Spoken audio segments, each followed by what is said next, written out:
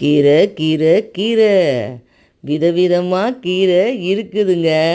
எல்லாம் சத்தான கீரைங்க.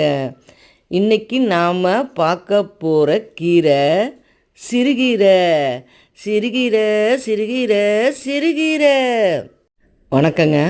நாம் இன்றைக்கி சிறுகீரையை பற்றி தான் பார்க்க போகிறோம். இன்றைக்கி எங்கள் வீட்டில் சிறுகீரை கடைசல்.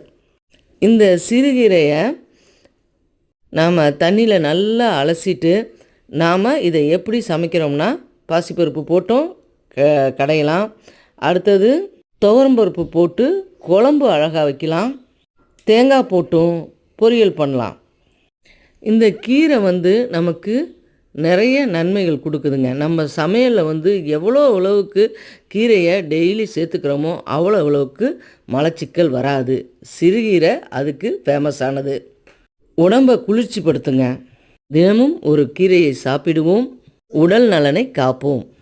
வாழ்க வளமுடன்.